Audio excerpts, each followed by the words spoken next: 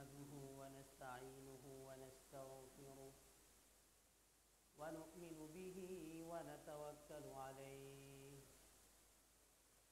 ونعوذ بالله من شرور أنفسنا ومن سيئات أعمالنا من يهده الله فلا مضل له ومن يضلل فلا هادي له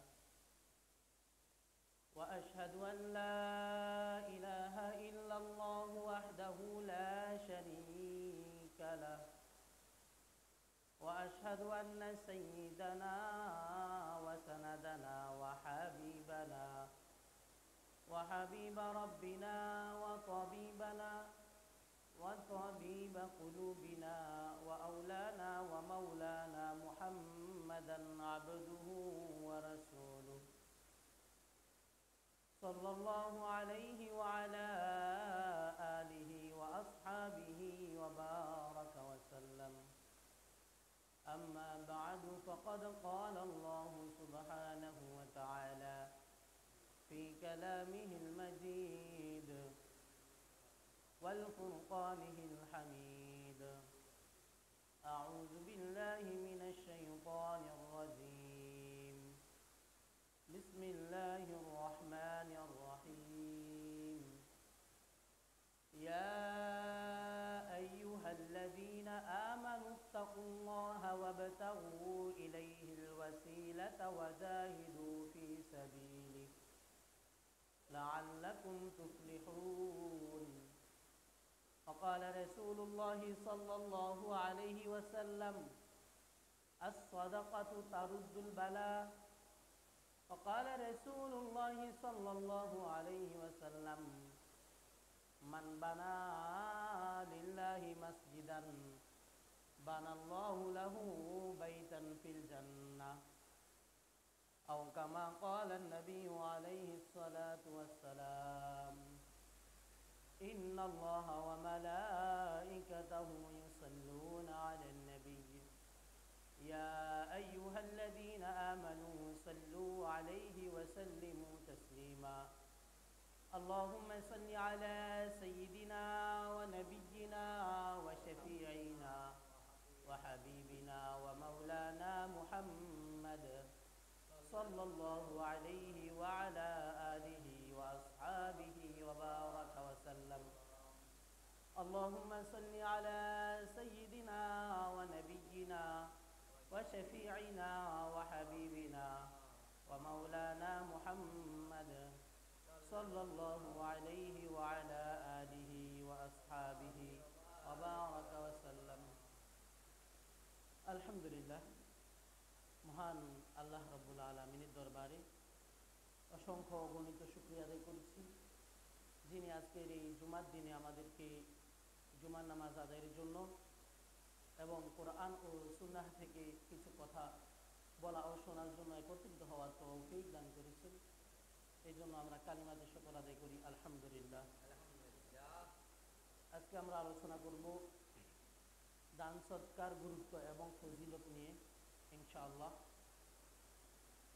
যে কথাগুলো বলা হবে আল্লাহ তাআলা আমাদেরকে সেই কথাগুলো মনোযোগ দিয়ে শোনা এবং সেই মোতাবেক আমল করার তৌফিক দান করেন, সবাই বলি আমিন।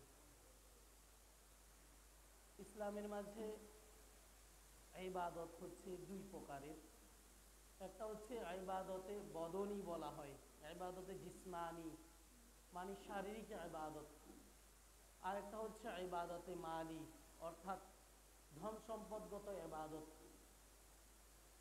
তো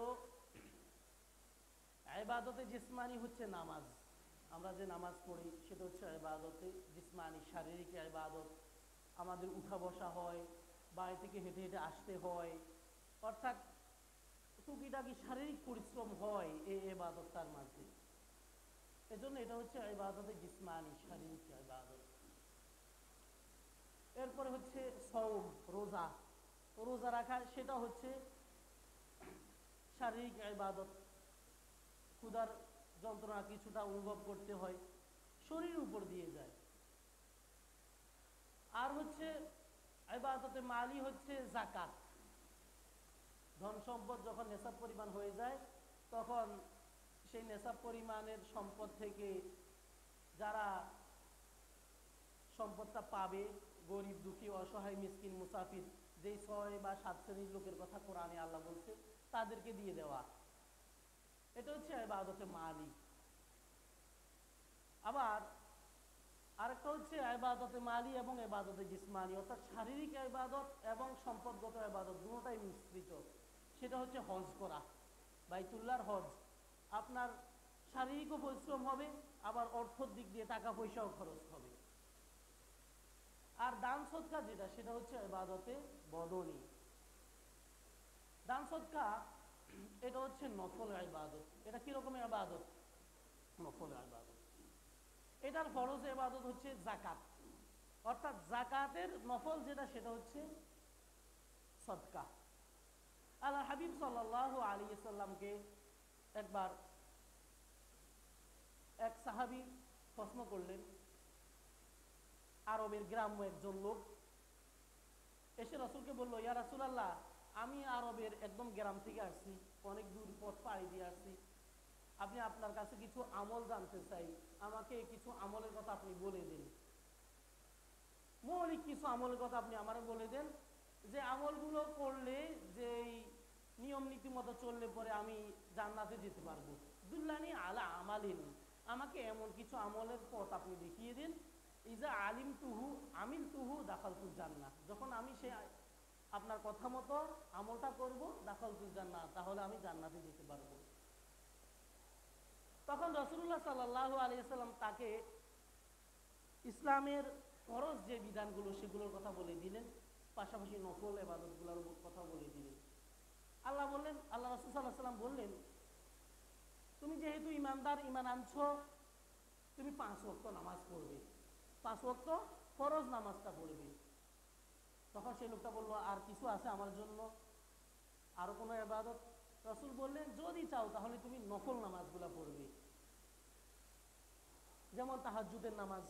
নফল নামাজের মধ্যে সর্বশ্রেষ্ঠ নামাজ হচ্ছে তাহাজ্জুদের নামাজ, আওয়াবিন নামাজ, ইশরাকের নামাজ, তাশরির নামাজ, জাওয়ারের নামাজ, বিভিন্ন নামাজ আছে, সালাতুল হাজত, এরকম। এরপরে রাসূল সাল্লাল্লাহু আলাইহি ওয়াসাল্লাম বললেন, আর হচ্ছে তুমি মাহে রমজানের রোজাটা রাখবে। তখন লোকটা প্রশ্ন করলো, ইয়া রাসূলুল্লাহ, আর কোনো আমল আছে আমার জন্য? রাসূল বললেন, তুমি চাইলে নফল রোজা রাখতে পারো, প্রতি শুক্রবার বা প্রতি সোমবার, অথবা প্রতি মাসে তুমি 3 দিন রোজা রাখতে পারো। এরপরে হচ্ছে আশুরার রোজা, মুহররমের রোজা, সেগুলো রাখতে পারো।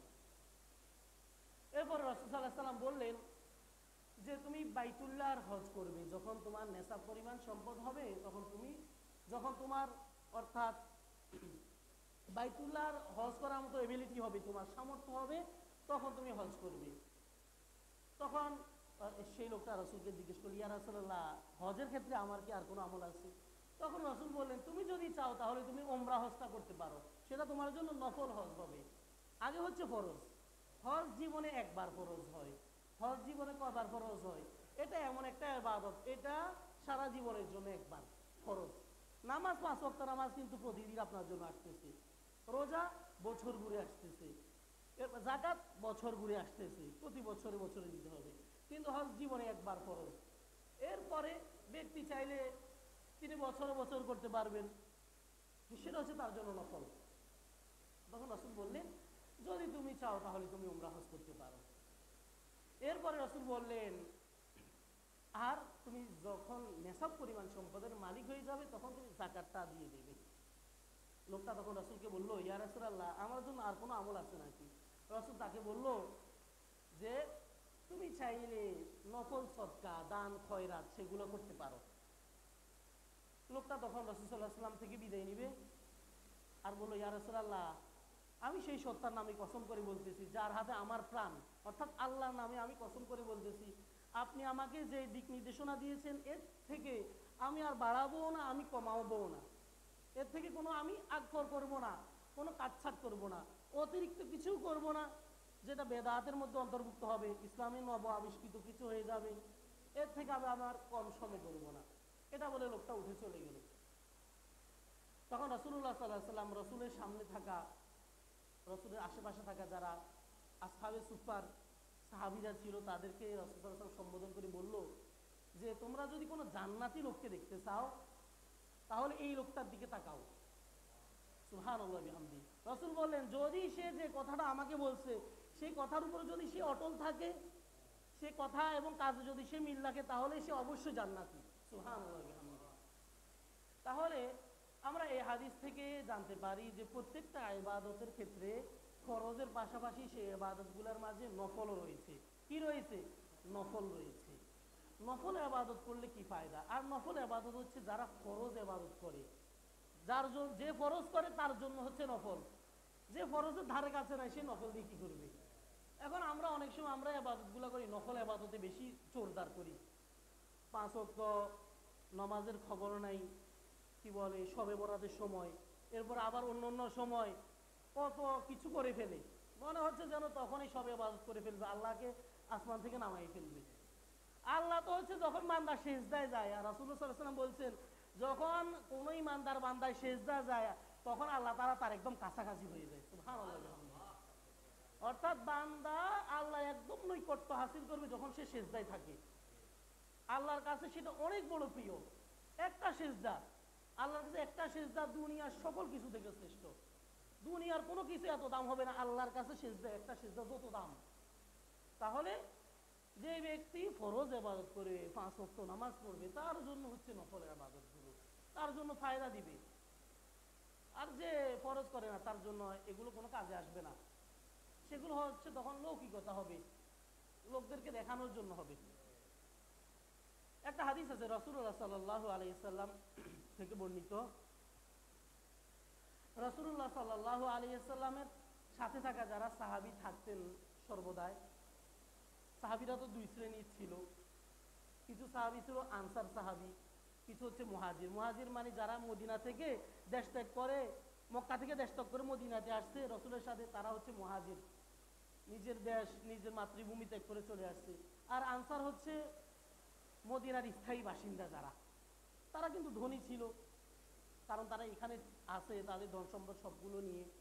যারা মুহাজির সাহাবী এদের অনেকেই রাসূলুল্লাহ সাল্লাল্লাহু আলাইহি ওয়াসাল্লামের সাথে থাকতেন, রাসূল সাল্লাল্লাহু আলাইহি ওয়াসাল্লাম কি বলতেন সেগুলো শুনতেন। তাদের মধ্য থেকে অন্যতম হচ্ছেন হযরত আবু হুরায়রা রাদিয়াল্লাহু তাআলা আনহু। সার্বক্ষণিক রাসূল সাল্লাল্লাহু আলাইহি ওয়াসাল্লামের দরবারে উপস্থিত থাকতেন, কিছু পাইলে খাইতেন, নইলে উপবাস থাকতেন, সব সময় হাদিস লেখায় থাকতেন। রাসূল সাল্লাল্লাহু হাদিস মুখস্থকরণে থাকতেন, তখন তো হাদিস লেখালেখি হতো না তেমন, তখন লেখা হতো কোরআনে কারীম। হাদিস লেখা হয়েছে রাসূল সাল্লাল্লাহু আলাইহি ওয়াসাল্লামের ইন্তেকালের অনেক পরে। রাসূল সাল্লাল্লাহু আলাইহি ওয়াসাল্লামের জামানাতে কোরআনে কারীম তেমন লেখা হতো না, গাছের বাকলে পশুর চামড়াতে লেখা হতো, পাথরের মাঝে লেখা হতো, এরকম হতো, কোরআন সংরক্ষিত ছিল না। তো যেটা বলতেছিলাম, আসহাবে সুফার অন্যতম সাহাবী হযরত আবু হুরায়রা রাদিয়াল্লাহু তাআলা আনহু ক্ষুধায় সবসময় যন্ত্রণায় কাতর হয়ে থাকতেন তিনি। একবার হচ্ছে এরকম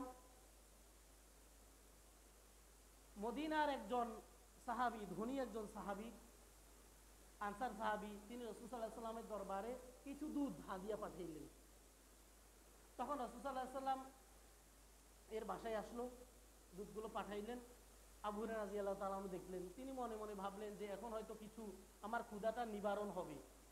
ঘটনার বিবরণে এরকম আসছে যে আবু হুরায়রা রাদিয়াল্লাহু তাআলা আনহু আসলে তাদের কথা কি বলবো, তাদের পুরো জীবনটাই তারা ইসলামের জন্য বিসর্জন দিয়ে দিয়েছে। পুরো জীবনটা কি করছে? ইসলামের জন্য বিসর্জন দিয়ে দিয়েছে। হাদিসের মাঝে যারা রাসূল সাল্লাল্লাহু আলাইহি ওয়াসাল্লাম হাদিস মুখস্থ করছে তাদের মধ্য থেকে সর্বশ্রেষ্ঠ সাহাবী হচ্ছেন হযরত আবু হুরায়রা রাদিয়াল্লাহু তাআলা আনহু। কে? হযরত আবু হুরায়রা সবচেয়ে শ্রেষ্ঠ। খানা নাই, পিনা নাই, আরাম নাই, আয়েশ নাই, কিচ্ছু নাই, রাসূলের দরবারে সারাক্ষণ পড়ে থাকতেন, ক্ষুধায় কাতর হয়ে এক এক সময় এরকম ছটফট করে থাকতেন। কিছু লোক মনে করতো এই সাহাবীকে হয়তো মির্গি ব্যারাম পাইছে, তাকে জুতা দিয়ে তাকে এরকম আঘাত